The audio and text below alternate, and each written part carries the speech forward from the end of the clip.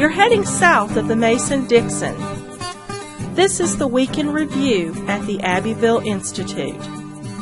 Here is your host, Brian McClanahan. Welcome back to the Week in Review at the Abbeville Institute. This is your host, Brian McClanahan, and this is episode 104, covering the week of January 15th through January 19th, 2018. Glad to have you back on the program. Glad to be here. Before we get started, just want to remind you of all the usual things. If you like this podcast, you can share it around on social media, and you can find us on social media on Twitter at Abbeville INST, on Facebook at Abbeville Institute, and of course you can subscribe to our YouTube page at Abbeville INST. If you want to, go to our website. You can give us an email address, and we'll give you a free ebook, Kirkpatrick Sale's Emancipation Hell. You can also help us explore what is true and valuable in the Southern tradition through our webpage as well, where you can go to abbevilleinstitute.org. At the top of the page, you'll see a button that says Support. You click on that, and you'll see memberships for individuals for as little as $3 a month or $5 a month. $3 a month if you're a student, $5 a month if you're not a student. You can help us in our mission to explore what is true and valuable in the Southern tradition. You can also give annually $25 a month if you're a student, or $25 a year if you're a student, or $50 a year if you're not a student. We have other options as well. So just go on out there and check out our webpage, abbevilleinstitute.org. And if you do give us an email address, you'll get our daily dose of Dixie, along with our Week in Review email on Saturday or Sunday, which includes a link to this podcast.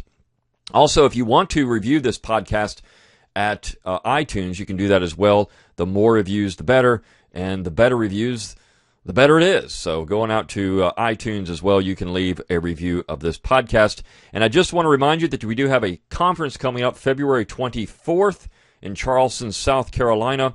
It's on Confederate monuments and what the attack on those monuments means for America today.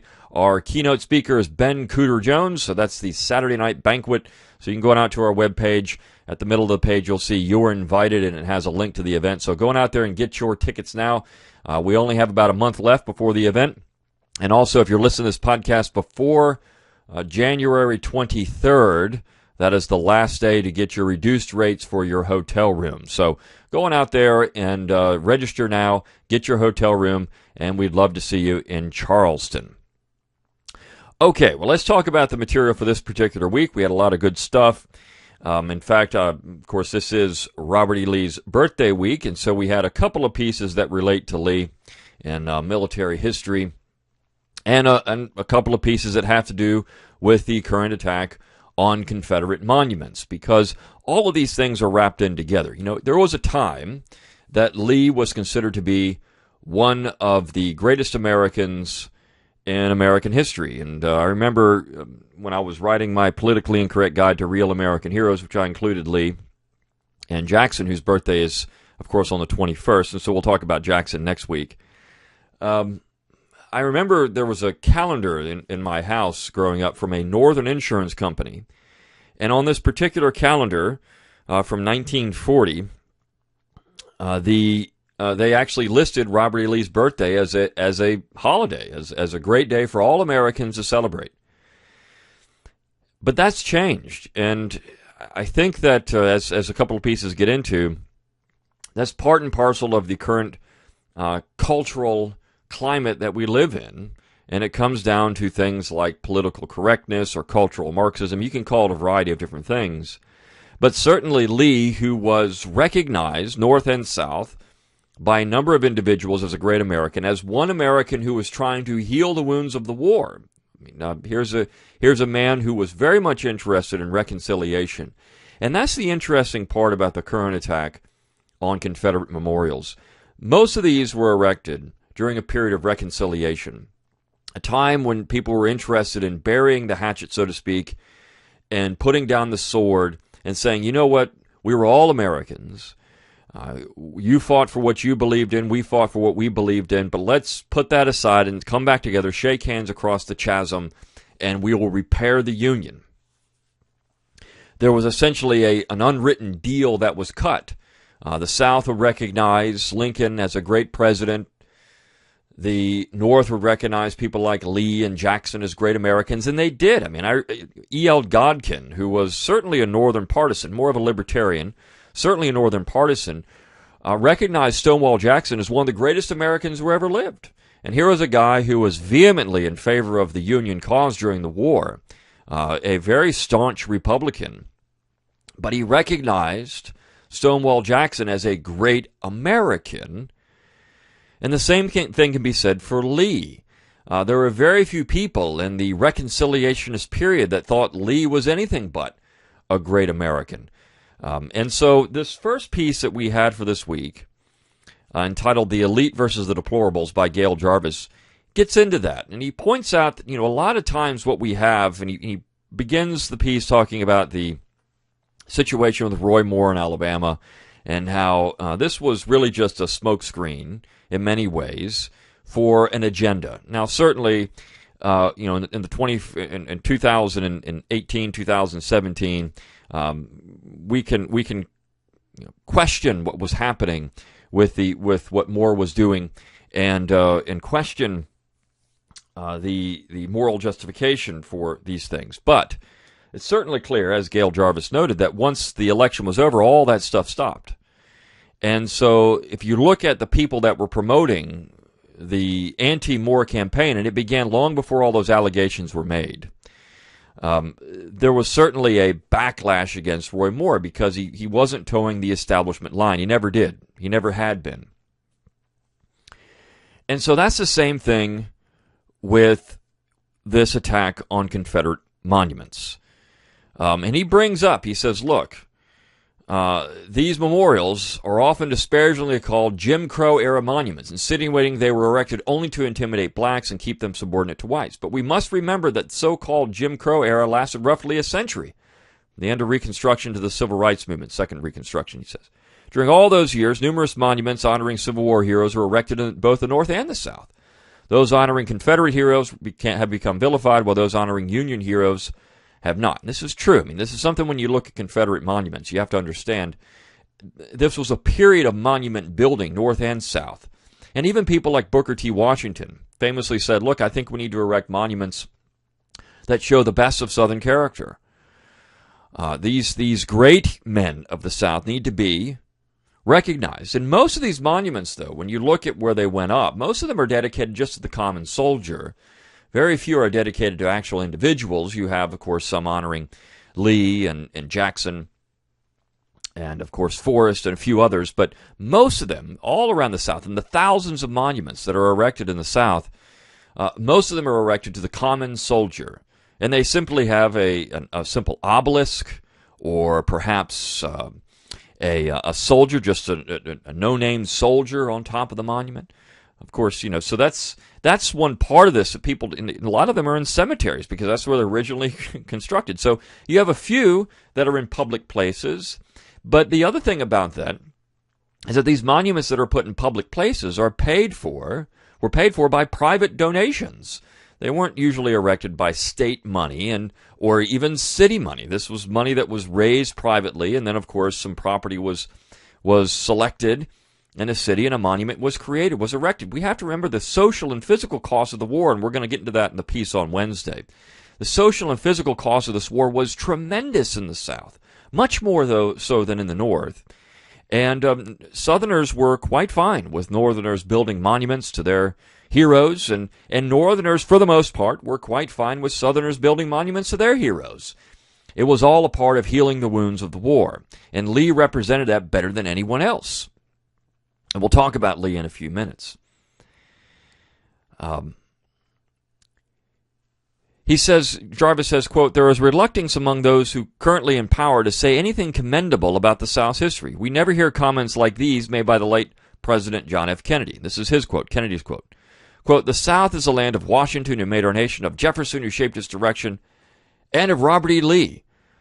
After gallant failure, urged those who had followed him in bravery to reunite America in purpose and courage. This is John F. Kennedy. He also called John C. Calhoun one of the greatest senators in American history. You won't find that now. John F. Kennedy. I mean, really, in so many ways, the poster child of the early progressive left. Or the mid-century progressive left, to be better. So, and Kennedy was pictured many times with Confederate flags, speaking in front of them, receiving one as a gift.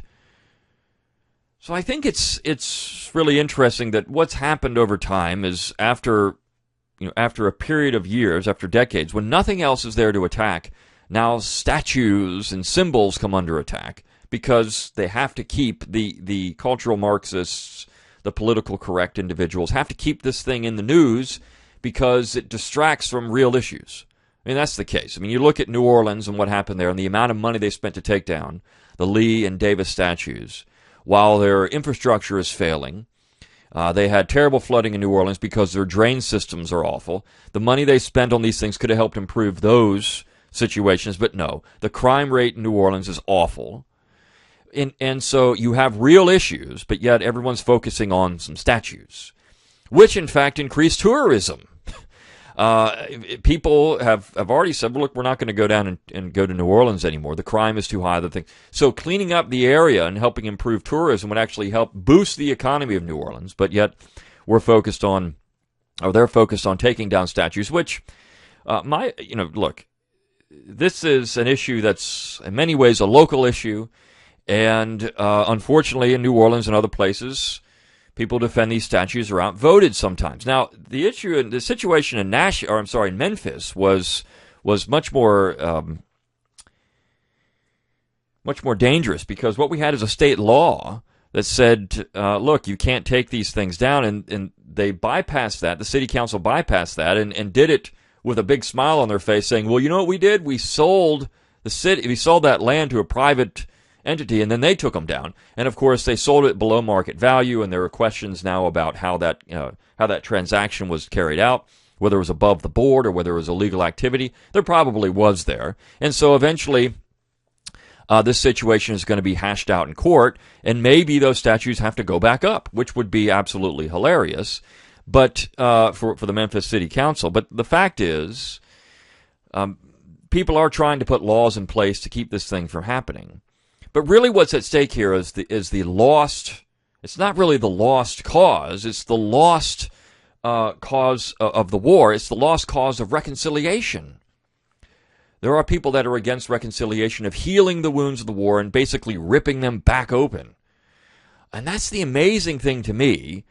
Now, one person I did see on social media that actually admitted this. Look, since the 1960s, we've been engaged in finishing Reconstruction. This is what Eric Foner said. It's an unfinished revolution. Well, we're finishing it essentially by eradicating any part of Southern history that doesn't agree with the idea of Reconstruction.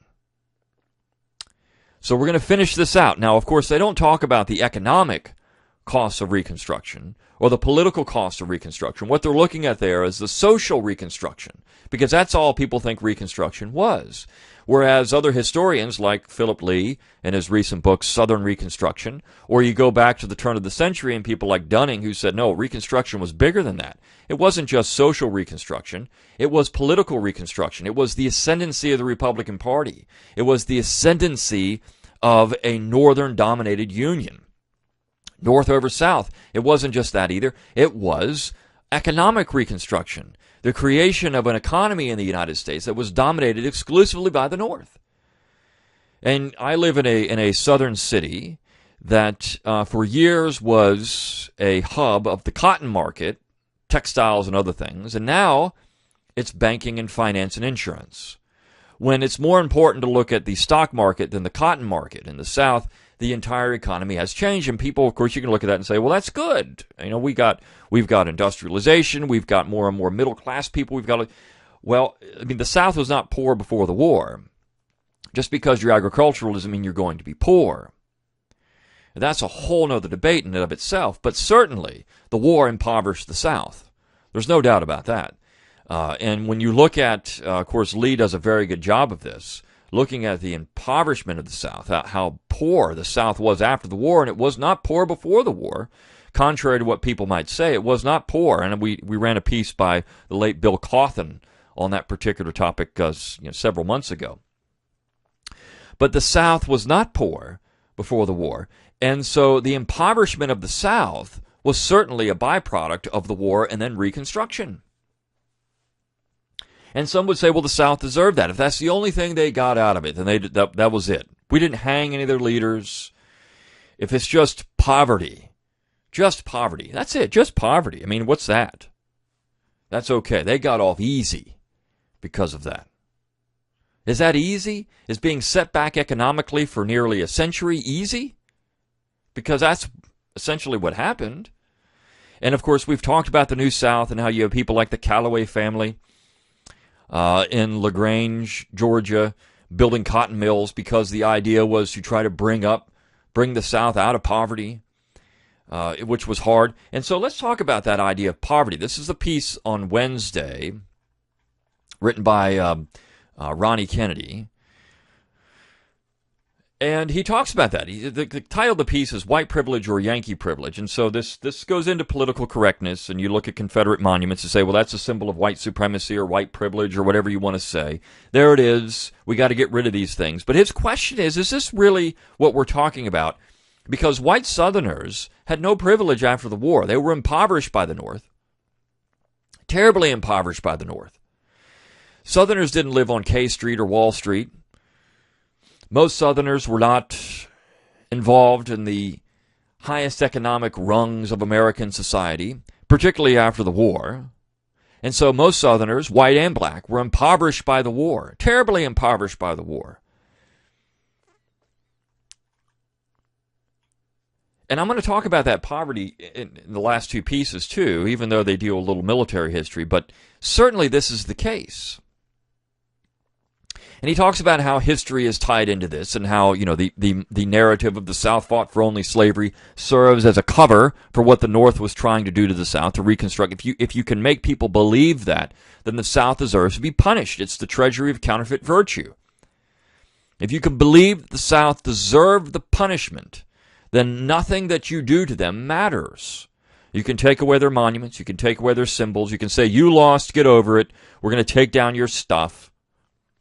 Your ancestors were un-American. In fact, there is a book that I've reviewed for my own podcast, which will be probably next week, but it's entitled From Oligarchy to Republicanism, written by a professor of political science in Alaska named Forrest Neighbors. And Neighbors says that there is only one group of Americans fighting in that war, and those were the Northerners. The Southerners were not Americans. They weren't Americans at all. So now you're looking at one side. This is the new trend in historical literature. It's to resurrect the slave power thesis. It's slave power literature. But not just that, they're calling Southerners un-American. That's probably the mildest attack that's made on them. You have movies now. In one particular case, Southerners are not even human. They're vampires, right? They're subhuman. They're these creatures. They're monsters. That's Abraham Lincoln Vampire Slayers. But they're monsters. Southerners are monsters. They're un-American. These are important things to understand. And people get tired of hearing it. They've been punished by poverty. So the Kennedys actually wrote a little book for Shotwell Press entitled Punished by Poverty. And of course, Lee's Southern Reconstruction, which is so good. It's been the best book on Reconstruction written, I would say, in a very long period of time, really since maybe the last 50 years on Reconstruction. So you have Southerners who did not receive the privilege they supposedly received because they were impoverished by the war. There was political Reconstruction, economic Reconstruction, and the South, certainly economically, lagged way behind. The Kennedys bring up sharecropping, which affected more white Southerners than black Southerners. This was a terrible system that was hard to get out of once you're in it. There was actually a Ron Rash, who's a North Carolina author, and he he's received critical acclaim. But he wrote a book several years ago, about a decade ago, entitled One Foot in Eden. And it gets into this. It takes place in northern, I should say, upcountry South Carolina. And it's Reconstruction era book. I should say, early 20th century, early to mid 20th century. And he talks about how, the coming of the TVA and bringing electrical power to the South and all the sharecropping and other things going on. It's a very interesting story. He focuses a lot on this Gilded Age period in the South, this New South period in a lot of his novels. Selena, I think, was the name of another one, which was made into a movie. People, said the movie was awful, but the fact is, it's this post-war South that's really a forgotten part of Southern history, because so much of it is just overlooked when you get to the Gilded Age, and the South is still recovering in that time. The New South was a period of economic recovery as Southerners were trying to deal with this terrible repercussions of the war, social, physical, economic destruction that took place because of the war. That's the part of statues that people need, these monuments, that people need to understand. This was a healing for Southerners, a healing period, as they were wrestling with the fact that 75% of white Southerners did fight in the war, and a large percentage of those people were killed or wounded. And when you say wounded, and we were talking about people that lost limbs, could not even farm, couldn't do anything. They were so impoverished that people that had tremendous amounts of wealth before the war were selling eggs just to try to make it after the war, as the piece on Friday talked about. So this idea of poverty, what happened in the South, this is often overlooked. White Southerners still are the most impoverished group of, if you just look at race, of white people in the country. In fact, the majority of people on welfare and food stamps are white, and they live in places like Appalachia, which is very, very poor. So you don't get the full picture of poverty when you look at just quote unquote white privilege. It's uneven, to say the least. And I think the Kennedys do a nice job of showing that. Now, the piece on Thursday was an old piece that was published in the late 19th century in the Confederate Veteran magazine, but it's a college boy's observation of General Lee, and it's written by John Collier, who attended Washington College when Lee was president there, now Washington Lee University. And this is a wonderful little piece because it gets into Lee the character, Lee the man. And of course, Lee's birthday is the 19th, so we ran it the day before his birthday. And it's such a wonderful little piece. It's only 3 paragraphs. I'm going to read some of this because I think it's so good. And then we'll talk about the last 2 pieces, the piece on Friday, and then the piece which is a little different on, and this gets into education, the piece the book review did, education. So there's 2 components of this. One is to talk about this in terms of Lee the man and the politically correct attack on Lee the man, but also to look at Lee as the educator. And so the advice that Lee gave to college students.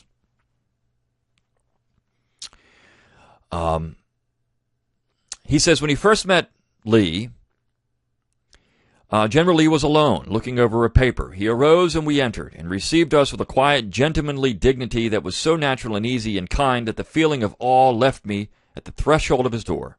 General Lee had but one manner in his intercourse with men. It was the same to the peasant as to the prince, and the student was received with the easy courtliness that would have been bestowed on the greatest imperial dignity of Europe. When we had registered my brother and asked the general for a copy of his rules, General Lee said to him, "Young gentleman, we have no printed rules. We have but one rule here, and it is that every student must be a gentleman." It's a great quote. Every student must be a gentleman. Collier goes on, he says, "I did not until after years fully realize the comprehensiveness of his remark, and how completely it covered every essential rule that should govern the conduct and intercourse of men. If men were just gentlemanly, a lot of our problems would disappear in America."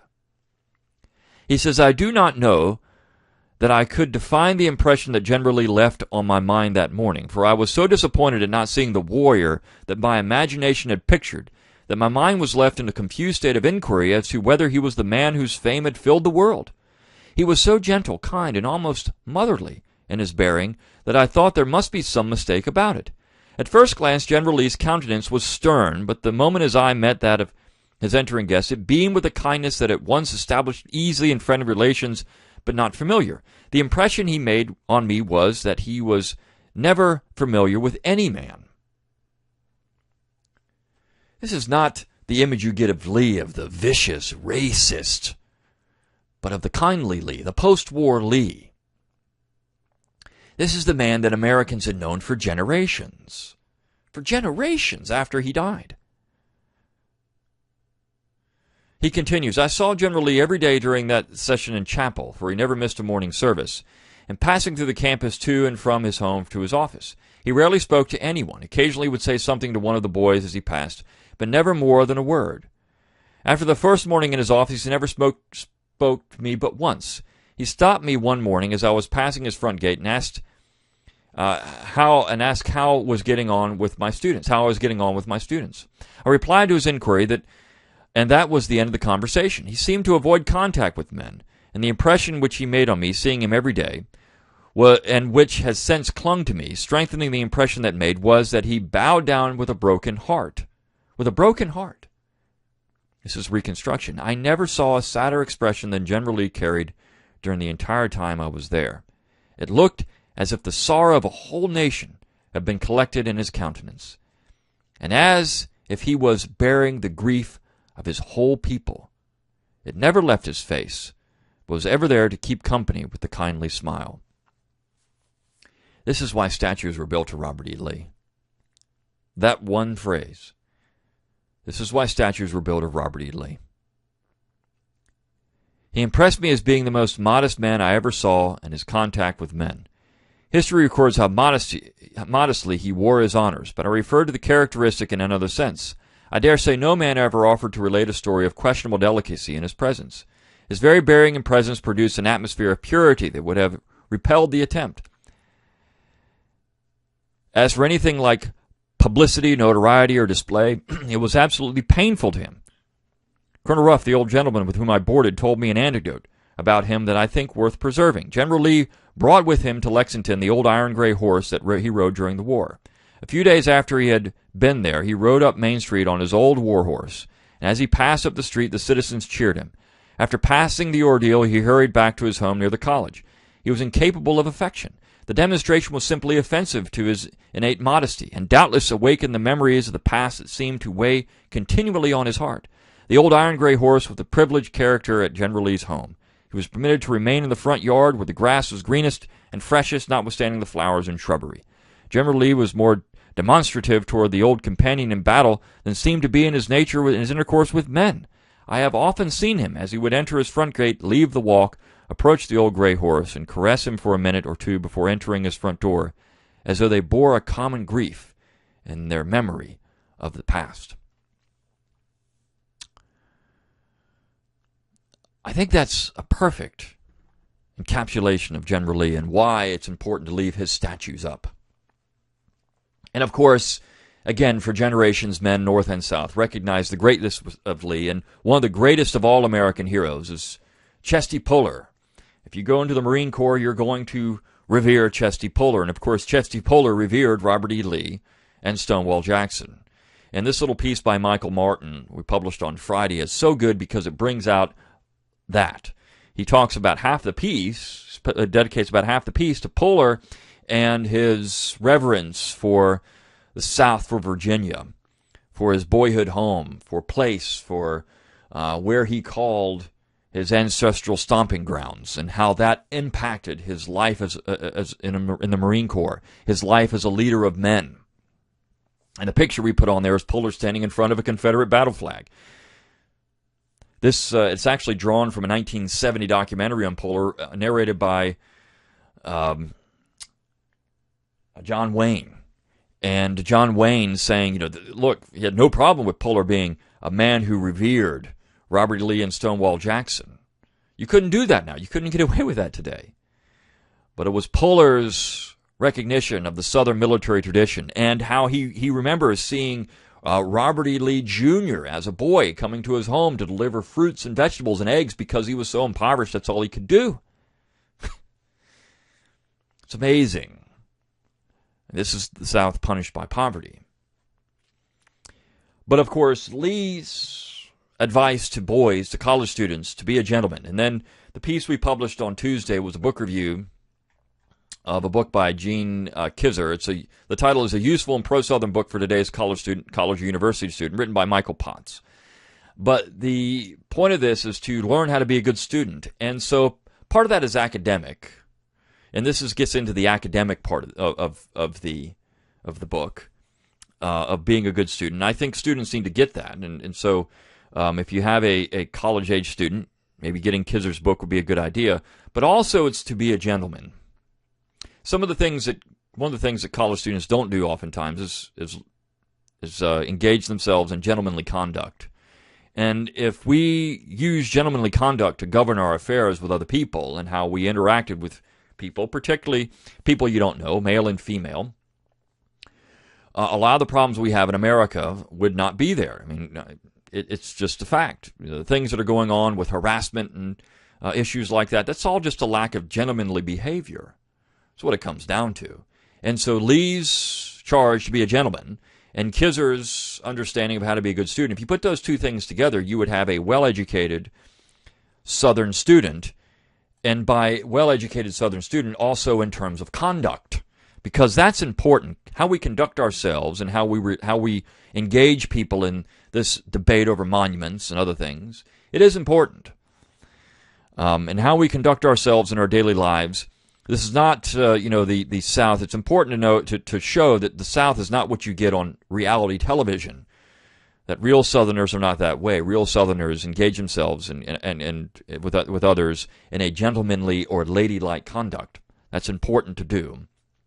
And so I think that Lee's lasting impression should be that. And of course, understanding where we come from in these monuments and why they were there is important as well. And so if we can get that, if we can somehow get that across, and that's what we do at the Institute, to try to get that across to people. We're the last remnant trying to push this, saying this is what's important, this is what's valuable in the Southern tradition, this is what we're trying to do. Perhaps the entire United States would be a better place to live. Until next time, good day.